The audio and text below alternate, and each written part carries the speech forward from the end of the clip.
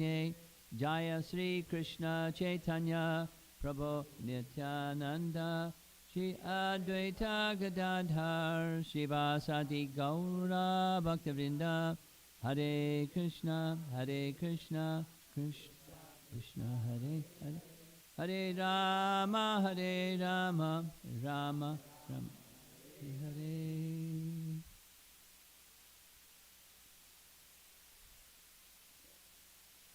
Still for Krishna. Today I met someone who said, you for some period of time were serving as his financial advisor.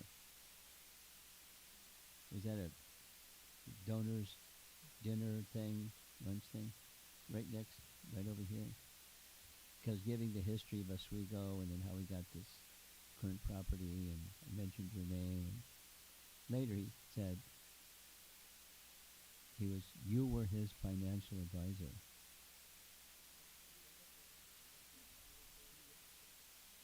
It wasn't Sri Vallabhai, I know his name. Some other fellow.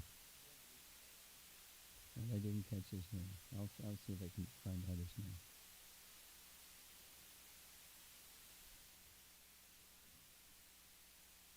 So last evening, we heard about Vatsasura. Let's see if some of our scholars in the youth group can tell us something about Vatsasura. You three are about the same age. 1, 2, 3. No? You're close to the same age. 1, 2, 3. You're not close to the same age? From my perspective, you're close to the same age. He's maybe 6 months younger and you're 10 months older or something. But can any one of you three say something that you know about Vatsasura?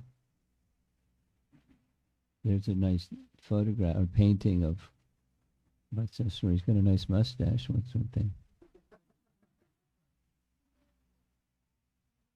He was a demon. Calf demon, right? Vatsasura. A little louder.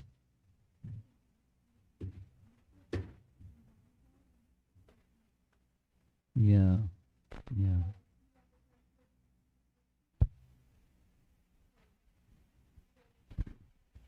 Bad people or something.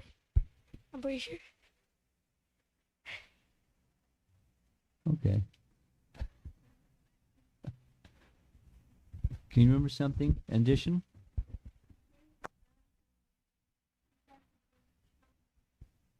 How's a calf going to kill Krishna? Yeah. But Krishna detected, hey, Balaram, that's not a calf. That's a demon. So he let him have it. And one of the purposes, because the boys were playing games, as boys will do, and one of the games was using slingshots or slings to throw balls up in the air and hit some of the kapita fruits at the top of the tree and then knock some of the kapita fruits down so they could have some fruits, both for eating and then for playing ball with. So they threw him up in the tree. Krishna threw him up in the tree so some kapita fruits fell so they could have some more games and some more fruits. Very practical. And you're going to kill a demon, do it in style, right? So after that, they had more childhood pastimes. And these are real calves, not the Vatsasura calf. And as they're having their pastimes with the calves and the cowherd boys, one day, all the boys, including Krishna and Balaram, each boy taking his own group of calves, brought the calves to a reservoir of water, desiring to allow them to drink. And after the animals drank water, the boys drank water. They're also animals first, right? The cows first, calves first. Right there, right by the side of the reservoir, the boys saw a gigantic body resembling a mountain peak, broken and struck down by a thunderbolt. They were afraid even to see such a huge living being. That's Baka. There's an interesting big-eyed Baka. That great body demon was named Bakasura. He had assumed the body of a duck with a very sharp beak. And very quickly, the demon was famous as Baka, huge and cruel, with the form of a Baka or crane, so duck or crane. He immediately swallowed Krishna, just like that. And when the cowherd boys saw their dear friend Krishna in the beak of the calf, you normally would call for Krishna to help, but Krishna's in the beak of the calf. What to do? Though he had a very sharp beak, this is Jiva Goswami's commentary, which was very strong to do his evil work, he could just get Krishna in his mouth, but he could do nothing more than that. Then, Jiva Goswami continues, this was the will of Krishna, whose name means he who is famous as a great ocean of variegated, inconceivable pastimes. So that's the European BBT painting, as I mentioned. European BBT commissioned artists to do a reprint of Krishna book. And because they didn't like some of the old paintings, they wanted to have new ones. And so this is one of their artworks.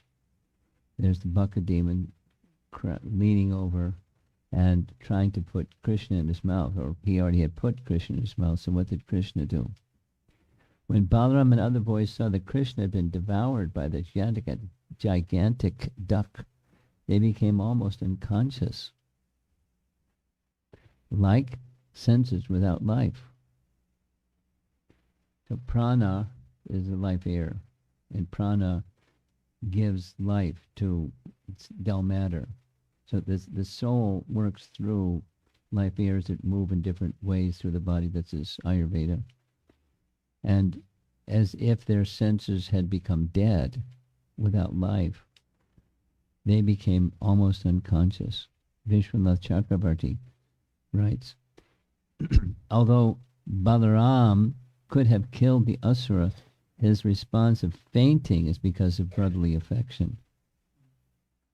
He fainted. Though, this is Sanatana Goswami, though Balaram had the power to immediately kill the evil Baka, Balaram and other boys suddenly became devoid of powers, of knowledge and action, jnana and kriya shakti, because they were overpowered by intense affection for Krishna, like senses without prana. So the verse goes on. Krishna, excitement in Vraja.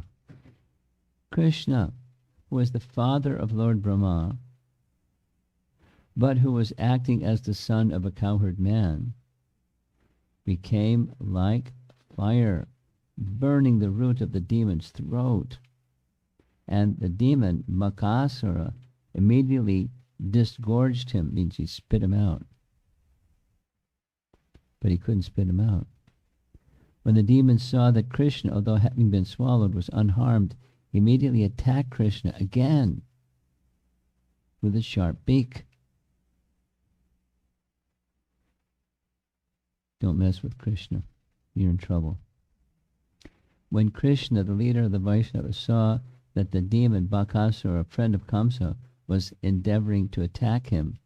With his arms he captured the demon by the two halves of his beak. Nice painting. Krishna, Jiva Goswami's commentary. Krishna squeezed the demon, who was a friend of Kamsa, and thus most powerful and most wicked, in his grasp. He's going to bifurcate his beak. That's what the painting is showing. Since Krishna was the goal, this is Jiva Goswami's commentary, since Krishna was the goal of the devotees, Satam Gati, Satam indicating the purified souls, the devotees, he was the goal for the devotees. Killing the demon was appropriate. The phrase friend of Kamsa also suggests that by bifurcating the demon, it was as if Kamsa was bifurcated. That's coming later. In the presence of all the cowherd boys, Krishna very easily bifurcated him, as a child splits a blade of virana grass. I don't know, some kind of grass. Virana grass? Anybody know what that is?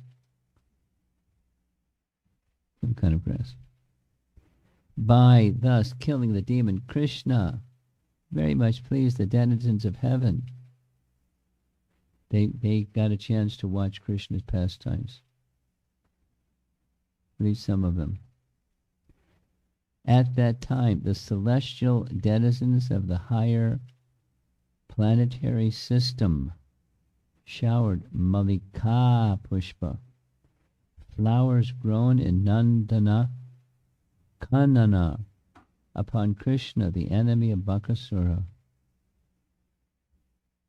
Not just any flowers, very special flowers.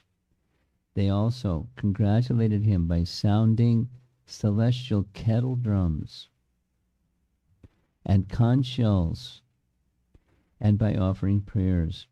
Seeing this, the cowherd boys were struck with wonder. Just as the senses are pacified when consciousness and life return, so when Krishna was freed from this danger, all the boys, including Balaram, thought that their life had been restored. They embraced Krishna in good consciousness, and then they collected their own cabs and returned to Brajabhumi, where they declared the incident loudly. I was thinking it's time for lunch. This usually happens after Krishna kills a demon. You sit under a tree and have lunch. This time they went back to Brajabhumi. Getting back Krishna was like their life. The boys, like enlivened senses, embraced him, and gathering together the calves, returned to their homes. In loud voices they proclaimed the killing of Vatsasura and Bakasura. I guess they already had lunch. It was the same day. Same day. Apparently same day. When the cowherd men and women heard about the killing of Bakasura in the forest, they were very much astonished. So the cowherd boys have their rasa with Krishna. It's a certain rasa with certain, as we were discussing several days back and then repeating again. Krishna has a very creative way of stimulating emotions. In those that have eternal relationship with him, that's the primary, is Sthayi Bhava, steady ecstasy, Sthayi Bhava. And Sthayi Bhava isn't itself rasa, but Sthayi Bhava, when stimulated by Krishna, is called Uddipan.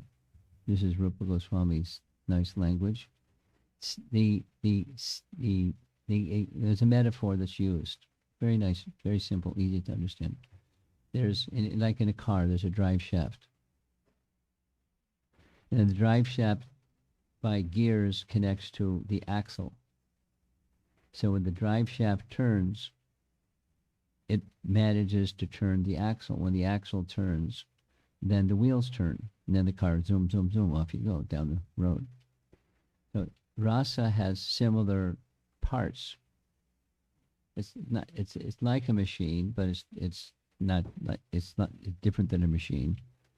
It's the personality of Godhead has a relationship with each living entity, or each living entity has a relationship with the original source of all relationships, namely Krishna. And there's a sthayi bhava, a steady ecstasy. Now, how does one get that steady ecstasy? Sadhana bhakti done properly. Prabhus, do your sadhana bhakti properly, and you'll find out what your sthayi bhava is. Say it the other way. If you don't do your sadhana bhakti properly, you can read about it, but you'll never experience it. But experiencing it is an ecstasy, and there's a certain, amongst the ecstasies, there's a central one that in the comparison, it's compared to the axle. And when the axle turns, then stimulation of the sthayi bhava forms different rasas of this type, that type, the other type, the other type. So that's just a very quick, not super detailed explanation or elaboration on Rupa Goswami's teachings. The Rupa Goswami was gifted by Chaitanya Mahaprabhu with the understanding of bhakti. That you know these three things. The stage of the eternal relationship of all things with their source, called sambandha. There's a certain category of teaching, the relationship of all things with the source of those things, sambandha. And then when those things, the animate things, act in relationship with the source, what's that called? Abhideya. And then when that abhideya becomes matured and elevated and perfected, that is another name, prayojana. So these three, so Rupa Goswami was empowered by Chaitanya Mahaprabhu to teach the middle one. To teach the middle one, you have to know the beginning one and the end one. But he Rupa Goswami, explained in detail and detail of detail and detail of those details in detail till the cows come home about the science of rasa. So those who are experts in bhakti rasa, when they read these pastimes, they're seeing the parts move. As the rasa is being exhibited, in this case, the sthayi bhava of friendship becomes stimulated to become the rasa of friendship. And then when the rasa of friendship is stimulated with some Krishnas in difficulty and they faint, although he, Balaram, is as powerful as Krishna is. He's the majestic, he's the almighty Bala, spiritual strength. He fainted. He could have smacked Bakasura and Bakasura. Leave my Krishna alone. Pow. Finished.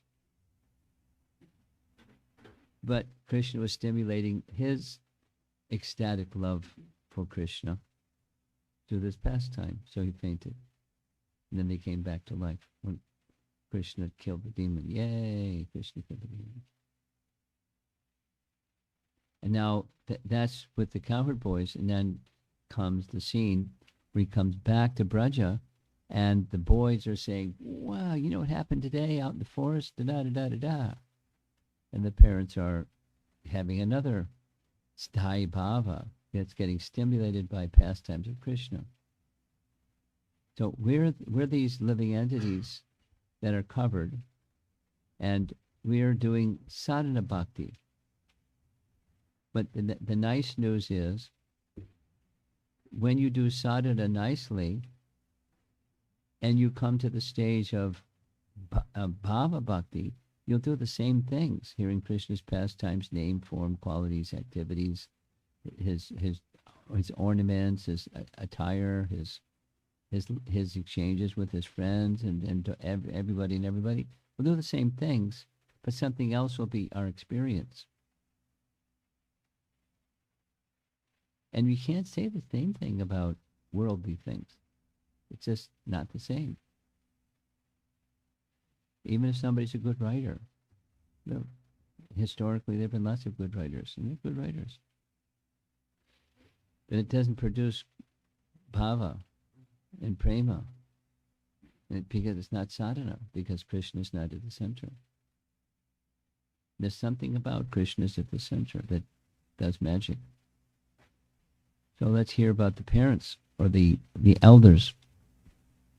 Upon seeing Krishna and hearing the story, they received Krishna very eagerly. This is a classic painting. Classic painting. There's the young gopis, they're shy and they're in the background, they want to feed Krishna. There's mother and father, Nanda and Yashoda. And by Krishna's side, of course, there's a cow, and he's extending his hand, and she's extending her hand, and it's a beautiful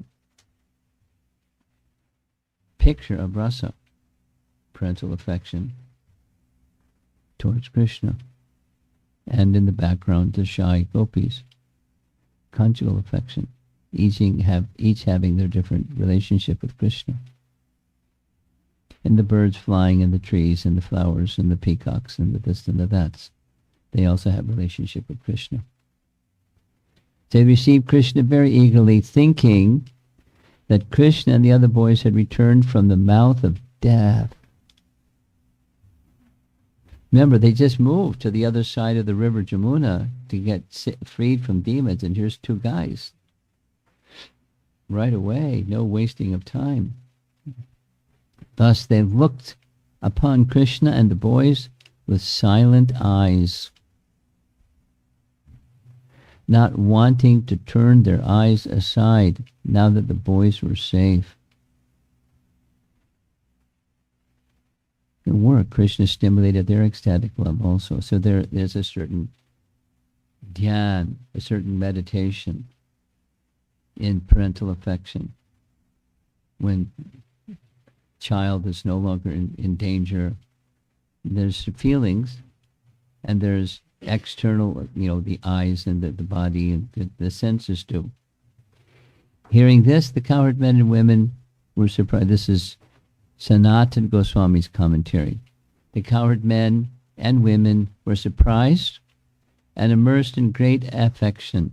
They gazed at him with attachment. This means that they became blissful on seeing him for a long time, because their eyes were never satiated fully. Nice. So who was this Baka in his previous life? Let's hear a little bit of that description. Bakasura was a demon named Utkala, who was Hayagriva's son. One day, the demon came near Jajali Muni's leaf hut at the place where the Ganges meets the ocean. Or Gangasagara, right? You know where that place is? You know where that place is? Where the Ganges flows into the sea. Yes, it's over on the East Coast. You're right. Very good. Thank you.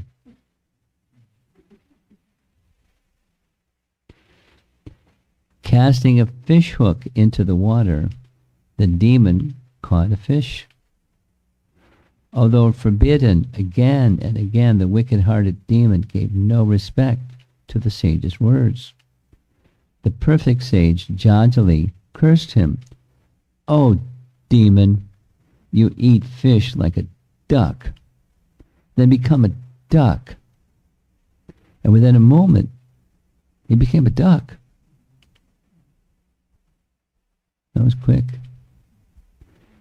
Utkala said, "Oh, sage, save me.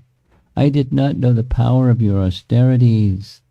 The wise know that association with great saints like yourself is the great door to liberation. Saints like yourself see friends and enemies equally. They see that honor and dishonor, gold and a clod of earth, and happiness and unhappiness are all the same. So, why are you losing it and cursing me like this?" Sri Jatali said, "In the Vaishnava Manvantar, in the 28th Yuga cycle, at the end of Dwarapa Yuga, in Bharatavarsha, in Mathura, in the circle of Vraja, Sri Krsna, the Supreme Personality of Godhead, heard many calves in Vrindavan forest. Even by hating him, many demons, such as Hiranyaksha, have already attained the Supreme. You will also enter into the Supreme Lord." Now this is Garga Samhita, and the references in Garga Samhita don't exactly match the references of Srimad Bhagavatam. It's not that he merged or entered into the Supreme Lord, but that's what it says here. Now, here's Bhaktivinoda Thakur teaching us the obstacle in bhakti that Bakasura represents, that Krishna removes by this pastime. Bakasura represents cunning duplicity, deceptive behaviors, and hypocrisy. I mean, not like the other demons don't do that, but this is his indication. An outward manifestation of a virtuous lifestyle, while inwardly infested with deception, falsity, and cheating activities. So there's the killing of Bakasura. Now we're back in Vrindavan when Krishna and Balaram again with their family, the parents and the elders and everybody. After hearing all the events, the cowherd man headed by Nanda Maharaj began to contemplate. Now we just moved from Mahavan and over here in Vrindavan, and there's still demons. It's very astonishing that although this boy Krishna has many times faced many varied causes of death, by the grace of the Supreme Personality of Godhead, it was these causes of fear that were killed instead of him. Although the causes of death, this is commentary, although the causes of death, the Daityas, were very fierce, they could not kill this boy. Rather, because they came to kill innocent boys, as soon as they approached, they themselves were killed, exactly like flies attacking a fire. And then he was recalling what Gargamuni said at the name-giving ceremony. The words of persons in full knowledge of Brahman never become untrue. It is very wonderful that whatever Gargamuni predicted, we are now actually experiencing in all detail. So, in this way, all the cowherd men headed by Nanda Maharaj enjoyed the topics about the pastimes of Krishna and Balaram with great transcendental pleasure, and they could not even perceive material tribulations.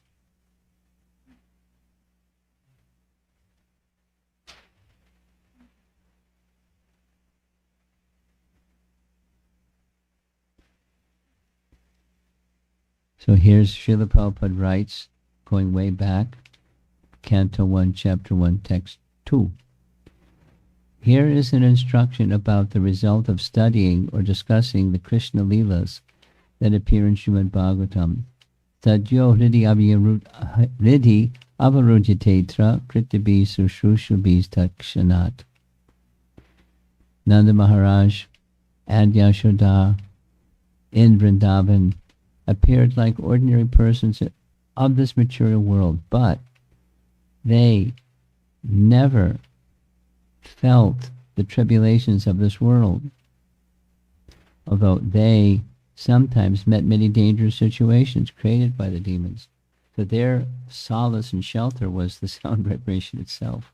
Of course, they had Krishna's direct association in addition to the sound vibration of his pastimes. Some of them they directly experienced. Some of them they heard from the cowherd boys. Some of the things they heard from the cowherd boys they were in disbelief of, but they still heard it. Like, how did the cart fall? He kicked the cart. And Trinavarta, and so forth and so on.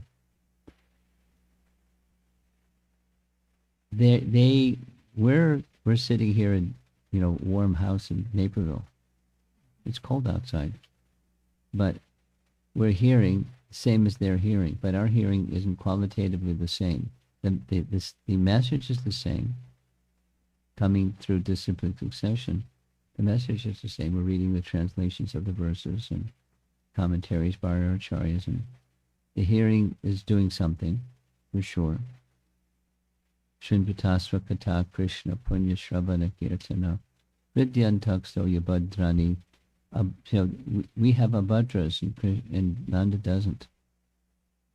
He's Abhadra free. But we go on, we can also become purified with faith in that sound. So they did the same thing we're doing the same thing they were doing. Our experiences are different. They became free from all, they didn't even perceive material tribulations. They had feelings, transcendental feelings. But no material tribulation. In this way, Krishna and Balaram passed their childhood age in Vrajabhumi by engaging in activities of childish play, such as playing hide and seek, constructing a make-believe bridge on the ocean, and jumping here and there like monkeys.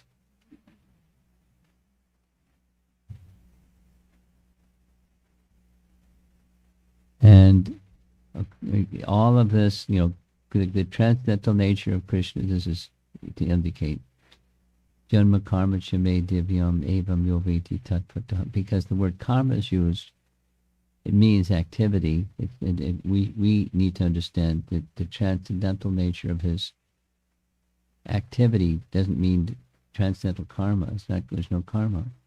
But in that sense, the word karma just means his activities. The transcendental nature of his activities and his appearance in this world. And how do we understand them? We can understand them through bhakti. And how do we awaken bhakti? By hearing about them. And whether we understand or don't understand, to the degree to which we understand or don't understand, it's kind of inconsequential as far as the cleansing is concerned. The cleansing action is the same. Then comes this intensity versus laxity topic. It was one of the devotees who was hearing these classes. They're not with us in the room, but they're hearing some attending some live, some hearing some recordings. And then they were just today asking this questions about this intensity and laxity thing, because from Madhurya Kandambani and from the other teachings of bhakti in general, there's more swift spiritual progress when the hearing is ardent hearing or absorbed hearing or intense absorption in that sound, whether it's chanting of a japa or hearing the pastimes. when they enter with the heart more deeply than just the mechanical hearing of a sound vibration. So the intensity makes the experience more purifying, and therefore, the spiritual potency becomes more palpable, perceivable. It becomes part of one's experience.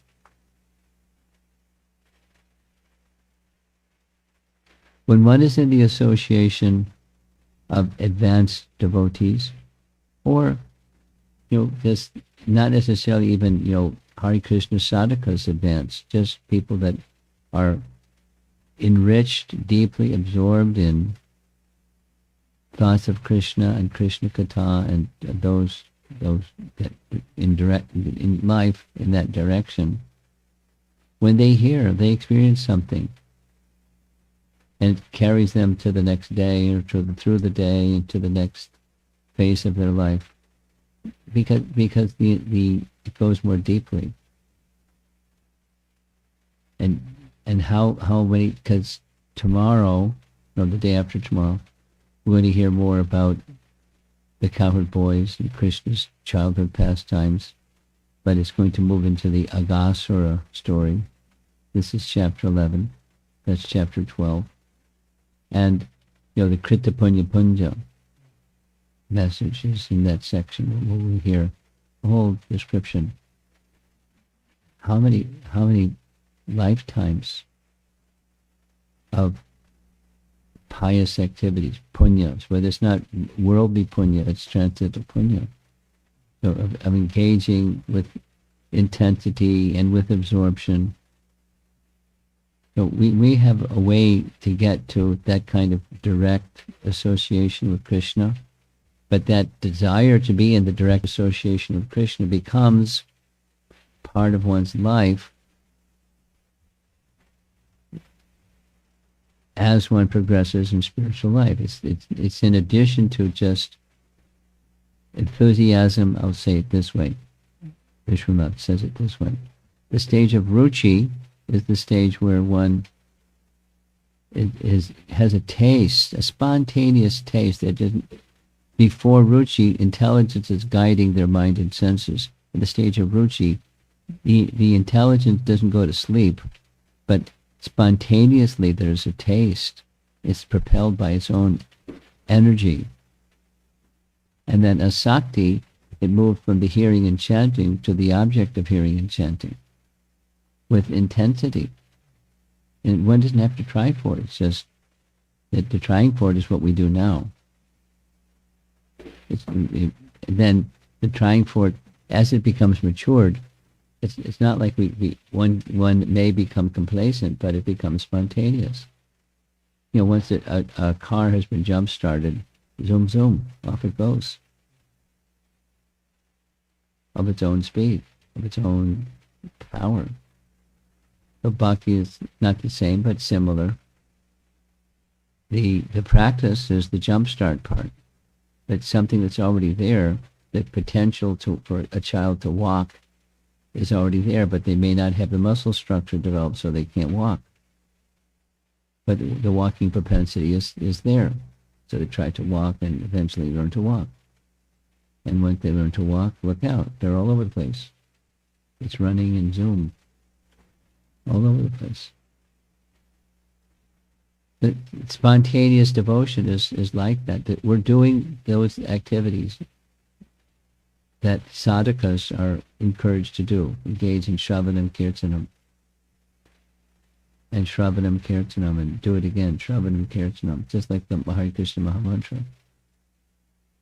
You were singing a nice melody with a few different, sometimes going up and sometimes, it's absorbing to learn the melody, but the absorption is not just a melody, because music is doable, but it's the topic, it's a sound vibration. And same with these activities. Hearing again and hearing again and hearing again and hearing again and hearing again. Many of us in the room, we've heard this story many times. There's some nice paintings that enhances the experience to see the illustrations. But it's the sound vibration especially. in our stage of bhakti.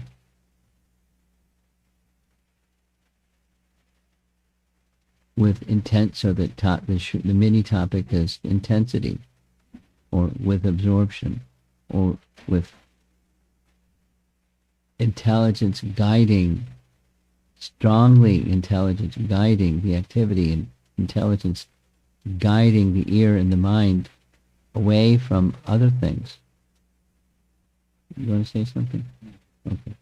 And the intelligence guiding the mind and senses away from, the stuff that we do all the time. It's not like those things become trash, but they become altogether secondary behind the primary as one progresses and matures in life. So at least at any stage of life, in the room we have very young people, we have some different ages of people.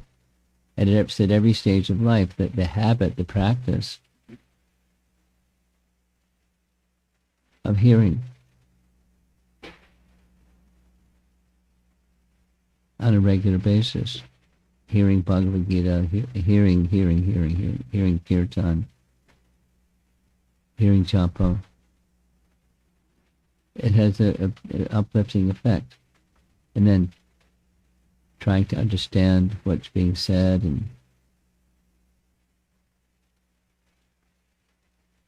trying to understand Krishna, the transcendental nature of Krishna, and his exchanges with his devotees, his activities, and his appearance in this world. Why does he come? Our acharyas describe it, and then to experience it. Anyway, that's our bhakti process in progressive stages, whatever position we're in, to mature in our devotional life. And the childhood pastimes, one last thing, said it before, according to our acharyas, these childhood pastimes are embedded or invested with a special potency to attract the mind and the heart. There's a certain sweetness about his childhood pastimes.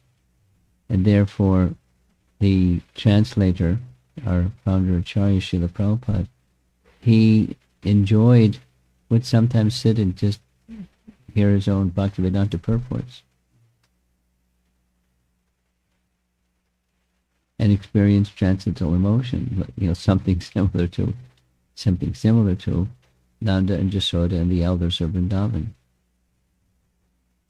Hearing again and again the wonderful activities of Krishna, relishing a transcendental happiness without the distractions.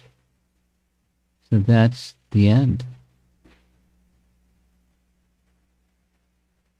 Stay tuned for chapter 12.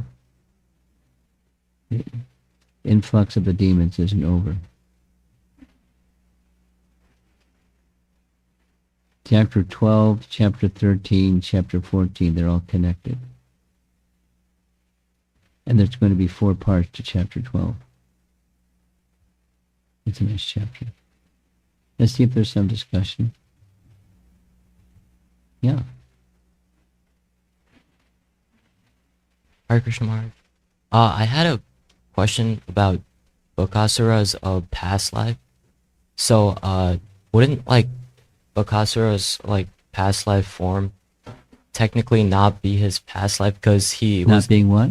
not be his actual past life because he was instantly changed into a duck in Yeah. that same life. So You're saying because it happened instantly, it's not a past life. yeah, That's your point? yeah. Let me ask you. Once upon a time, you had a little baby body. You don't have that little baby body anymore. The body changed. So it's a change of body in the same life. So, but his form went from, that other fellow that we saw, to a duck. That's a different body for sure. Past life. But nice point. Same soul, just differently covered. But technically, moment to moment to moment, we have different bodies, ever changing. Not just one lifetime to the next lifetime. So technically, yes. But on the other hand, there's changing of bodies, moment to moment.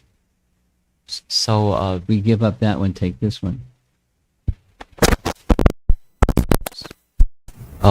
was like to be a duck, like for this life and also like the next life.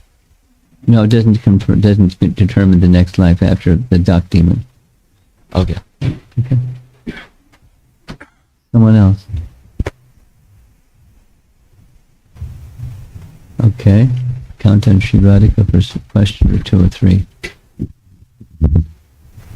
Guru Maharaj, it's my understanding that there's 3 causes of inattention or pramada. Bhaktivinoda Thakur tells us there's apathy, laziness, and distraction. And it's also my understanding that until devotional service is performed attentively, we cannot be free of offenses. But it seems that the reverse is also true, that till we are infested with offenses to the Vaishnavas, to the holy name, we cannot perform devotional service. Well, you can't come to the stage of pure devotional service, but the practice you can do. Mam shayo vyabhicharena bhakti yogena saganan samatitaitan brahmabhuyaya kalpate. Then devotional service begins. What was all that's happening before devotional service begins? There's devotional service, but not Shuddha. So that you can practice from any position, and there's potencies within that practice. Krishna's mercy is coming. One is more or less, more covered, less covered, connecting with that mercy, and with feelings of devotion more or less, and even in the practice stage. Brahmabhuta prasanatma samaksarvishu bhuteshu mad bhaktim labate param. Does that answer your question? Okay. Another question, Guru Maharaj.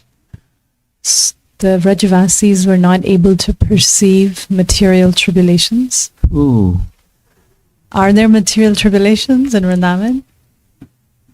Well, there's tribulations, but are they material? Supposing someone gets pricked by a thorn, that's a tribulation. Does that mean their senses become numb?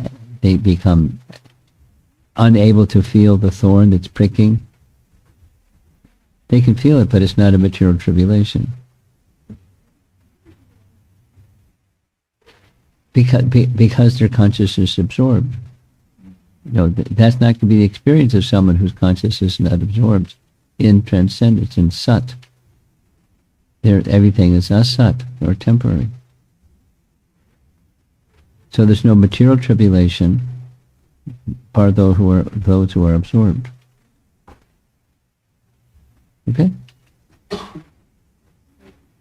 And when the Vrajavasis are in distress because Indra it's an ecstasy, it's not a tribulation. Yeah. Yeah. No, it's not like the ecstasy doesn't mean, everything's okay because Krishna makes everything okay, so we tell Haribol. We don't have to worry about the land is flooding and the cows have no place to graze and our children are paraphernalia, and so they have concern, but it's all connected to their intensification of shelter taking in Krishna. And Krishna lets it go on for some time and then rescues. It's part of the rasa with Krishna. There's the young lady over here that's got a question. Put your hand up. There we go.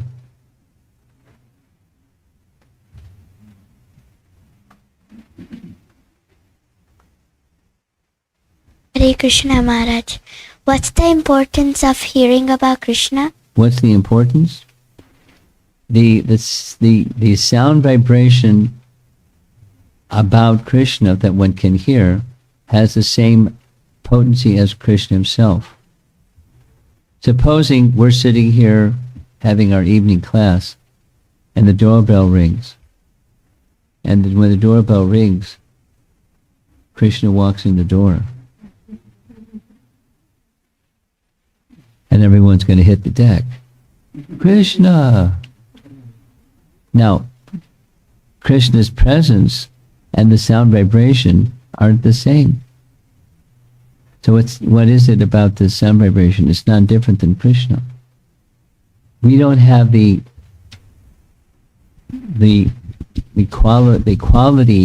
qualification that attracts Krishna to, ring the front door and come on in. He's not, it's not likely to come. He could if he wants to, but it's not likely.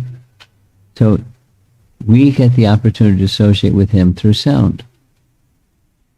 That's what's special about that sound, associating directly with Krishna in detail from the topmost authoritative source, Srimad Bhagavatam, and through disciplic succession, through the perfect representatives of the transmitters of that sound. So somehow we became very, very fortunate, but that's what's special about it. And sadhana starts with sound. Remembering what we've forgotten starts with sound. You forget things sometimes? Yes, Maharaj. You sure? When you get older, you forget more than you're forgetting now. I can vouch for that one.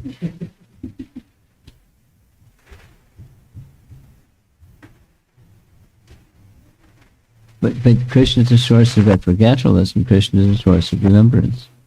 So the sound vibration brings remembrance.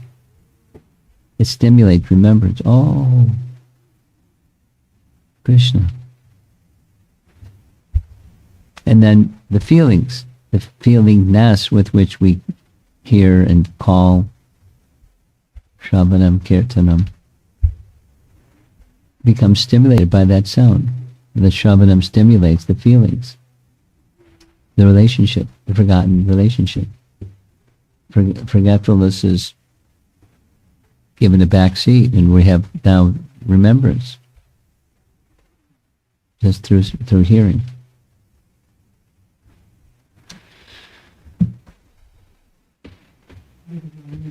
Okay. Somebody called Miriam. What is Krishna consciousness? What is Krishna consciousness?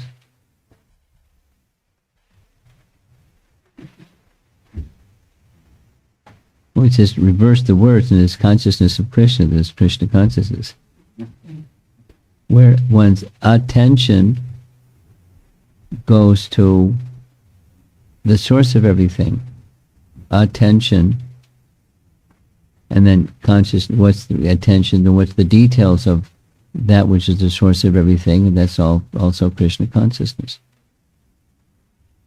So the description of Krishna, the remembrance of our relationship with Krishna and our loving service in relation to Krishna, that's Krishna consciousness. You have something. I see your hand, just be patient. We'll get to you. I promise.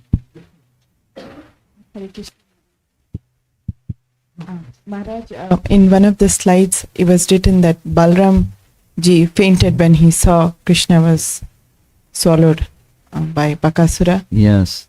And we see we read in Krishna book that when Krishna jumped into Yamuna when he was when the Kalya Leela was happening. Yes, he was in the coils he of was the Kali smiling. serpent. Yeah. Balram ji was smiling. He was smiling. So he can have different responses at different times. It's part of rasa. It's not cookie cutter. It's variegated.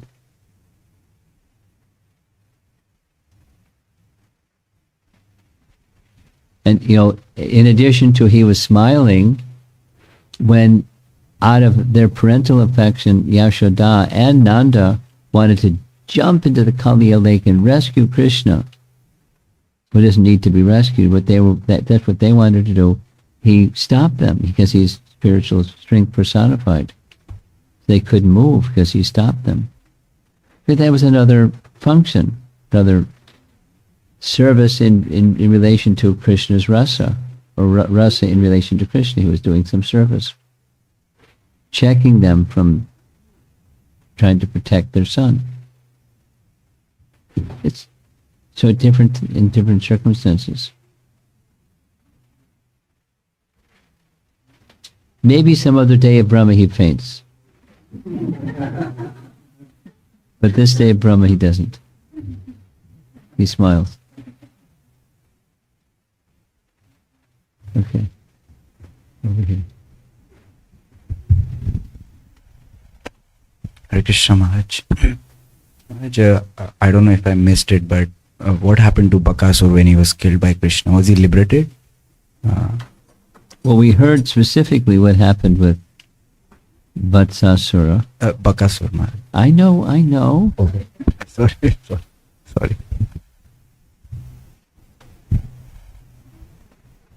I'm going to refrain. Sorry. I'm on strike. Yeah, so we heard specifically what happened with Vatsasura. We didn't hear specifically what happened with Bakasura, so therefore you're asking. And it's one of those things that it's probably written somewhere, but I don't know what the answer is, but it's not directly in the chapter or in the wrap-up of the chapter. So some of our good researchers present or online that want to do this research, if you find the answer to what was the destination, in general, without the detail, they achieved Krishna's abode. I'm just reading something today where it gave the name of the personality and form of Putana in the spiritual world as the maidservant of Mother Yashoda gave her name. So she had a service and a form and a name and activities, and but it's not Sayuja. They attained the spiritual world. But now specifically, in what capacity and what, how did they get there and all that stuff. Let's see if somebody can do some. Why don't you try to do some research and see what you can come up with, and anyone else that wants to do that, and we'll do the same thing. Send a little message out to the group and see if we come up with something. Thank you, man. Sorry. Yeah. Hare Krishna Guru Maharaj. By hearing the killings of Krishna killing the demons, they have the potency to remove some of the obstacles of a practitioner. Personally, even though I hear multiple times, maybe I'm so dull-minded or maybe materially investigated, I don't see they are making any impact on me. So I'm wondering, is there any proper or effective way of hearing them, like reading them daily? Again. Quantitatively and qualitatively. Again and again. With faith. And then the effect is experience, just like anything else, it's that with practice, abhyasa, it requires repetition to get the full effect. So something is there that's not perceivable to our blunt senses. But it's something that's going on. At least in principle, something is going on. And we can see in the lives of those that do regularly, with some intensity, the quality of their life changes. their character becomes elevated, their consciousness becomes elevated, etc. All the way in the back. All the way in the back. Okay. Hi, Krishna. Hare Krishna Maharaj. In Bhaktivinoda Thakur's explanation of the demon's characteristics like hypocrisy, question in this connection, actually two questions but related, very much related. You ask very interesting questions. I like your question. So Maharaj, I think as we are empowered by Chaitanya Mahaprabhu, he says, go and preach Krishna consciousness wherever you go. In that context, sometimes as a sadhaka, I may be speaking principles that I may not be exactly following.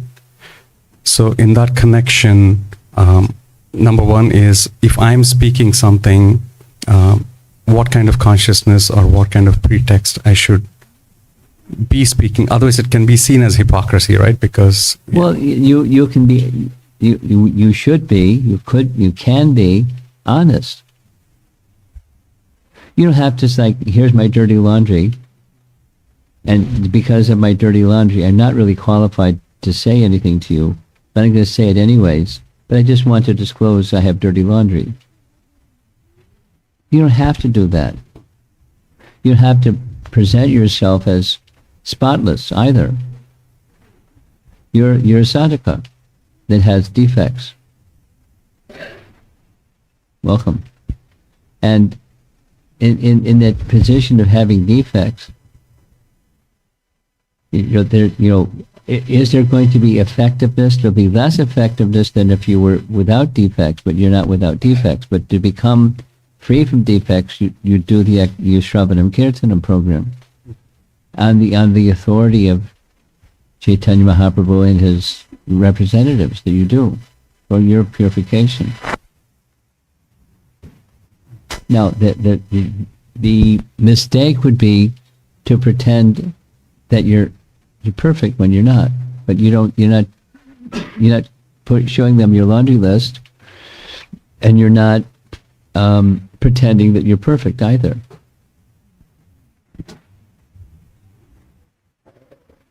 So you can, with the preamble, I'm a less than a perfect soul, but let me share with what I have understood and heard from the authorities. You could, preamble with that, or not, but that's what you're doing.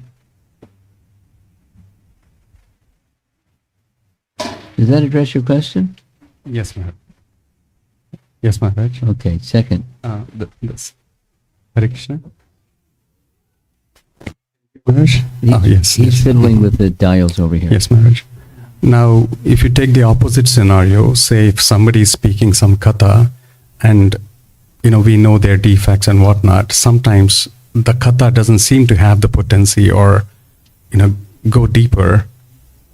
So in that situation, how can we train our consciousness? Like when we hear from, one of the Prabhus and not one of the sadhus, but one of the Prabhus. Yes, and we know them, and we know, because we work with them on a daily basis, so we know their defects and whatnot. So you that's a nice question. You go for the essence. Just like in this room, there's a number of human beings. There's probably other forms of life besides human form of life, but just the human beings in this room. We're at different stages. But so this is a question of Vaishnava etiquette. That's one of the topics that's going to kind of come up in January, later this month. Respecting despite the covering.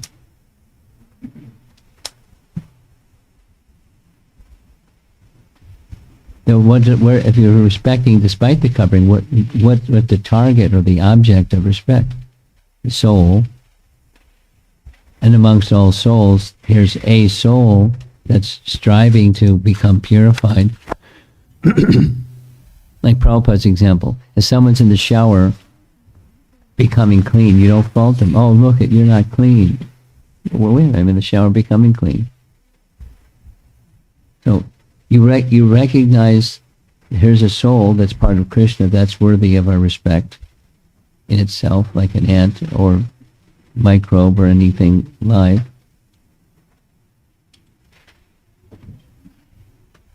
It's like, I was thinking, I'm in my, I just started today, little by little, preparing, contemplating what's the message I'd like to share in January, at this retreat.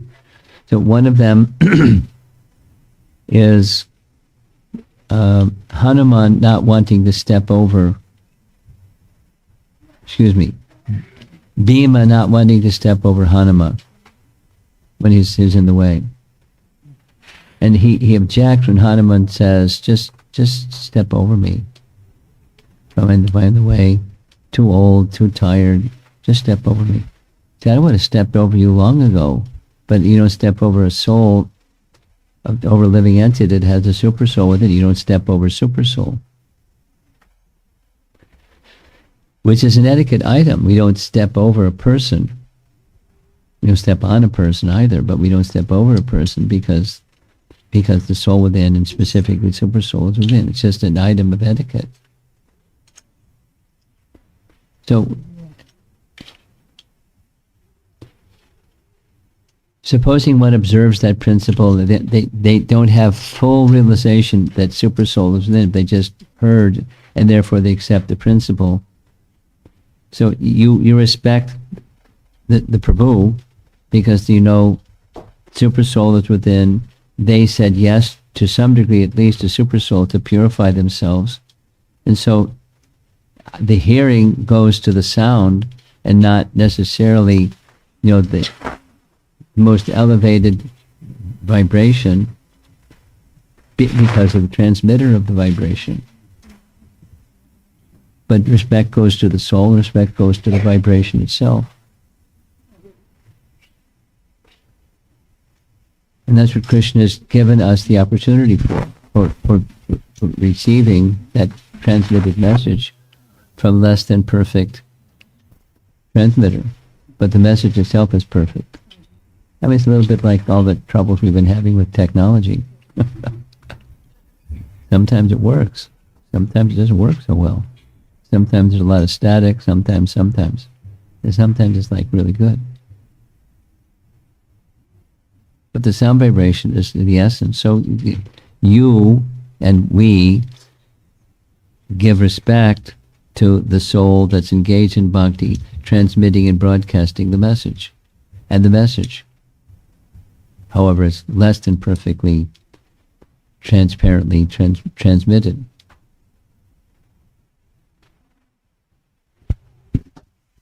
Yes, Maharaj. Thank you so much. Respect is the key word. Okay. Yeah. Hare Krishna Maharaj. Does Bhaktivinoda Thakur gives any more explanation about the qualities that he's comparing with each of these demons? Well, does he give more than what I put on the screen? Is that what you're asking? When the more technical details are how it is. I recommend that you read his books and answer that question yourself. Yes, but yes. And that's where you'll find it. Krishna Samhita. What's the other one? Chaitanya Shikshamrita. Yeah. Okay, what else? The online question, Maharaj, the same person is asking again. Uh-oh. Are we guaranteed to reincarnate? Are we guaranteed to reincarnate? If you want to.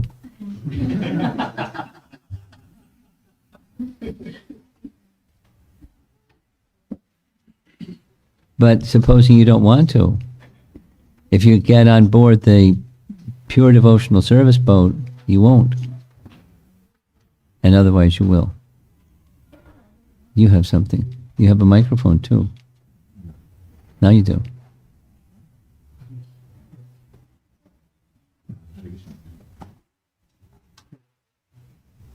Hare Krishna Maharaj. This is regarding the demons which we talked about for last. Yes, stories. That's our topic. Yeah. So whether it is Shatkasur or This one, that one. Yeah, Bakasura. So they all, in the past life, they did some mischief, and because of that, they got cursed, and they asked for Mitigation of that curse. mitigation of the curse, and they got to know that by the mercy of Krishna, they would get liberated. But why, if one knows that because of with Krishna, they would get liberated, why they would even think of killing Krishna? They would be should be meditating on Krishna and become a devotee of Krishna from then itself, looking for liberation from that curse, rather than looking to kill Krishna. Well, that's you. No, But you're not a demon. unlike the similar story was with Ahilya Mata, Yeah. Devi, Yeah. who was cursed Yeah, by she was Gautam cursed. Yes. sage Muni, that she would She'd become become a stone. But from that point, she was actually meditating for Lord Rama, and to get So that's a nice history. Now, your point is, if you just stay with Ahalya, she became a stone, or was within a stone, or something like that, and she was waiting and waiting, and Ramchandra came and touched the stone, and she transformed. So now, your question specifically is, if somebody knows that they're going to become liberated by the association of Krishna, won't they be respectful to Krishna instead of inimical to Krishna? That's your question. Well, Krishna is the source of remembrance, knowledge, and forgetfulness. So they may know and then in the next moment forget.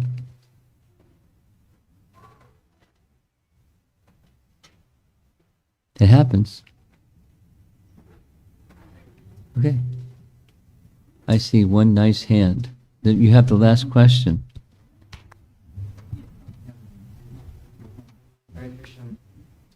Hare Krishna Maharaj. Hi, Krishna.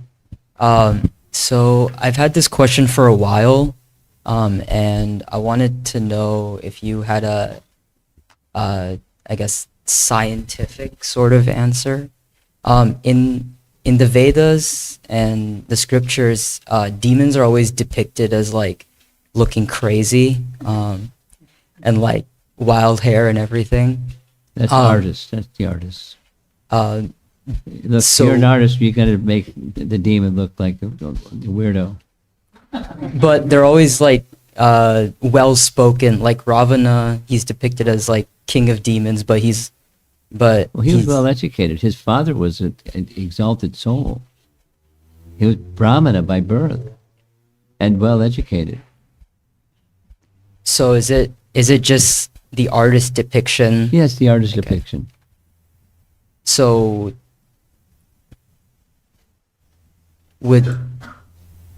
I guess my follow-up question to that is, I guess, historically, would they have looked similar to, I guess, the protagonists of every story? Say it the last part again. Would they have looked like similar to, let's say, would Ravana have looked similar to Rama? Like not looking. Guy had 10 heads. Come on. But Bakasura before he became a bird, would he Well, have? that's just like an illustration from somebody who knows who made the illustration. He's just depicting something to help us have a visual image of what happened. No, you want to zero in on what do they really look like, and do they really look like weird and hair all over the place and ugly features and fangs and all kinds of bad stuff? We don't know. It's an artist depiction. All right, thank you, Maharaj. You in the red shirt, you lean this way, and so I'm. We keep moving back and forth. That's what's going on. And it's nice to have eye contact with the individual. You were fine. You didn't know what we were up to. I'm just letting you know what we were up to. You're fine. Don't have to apologize. You just were being comfortable. I'm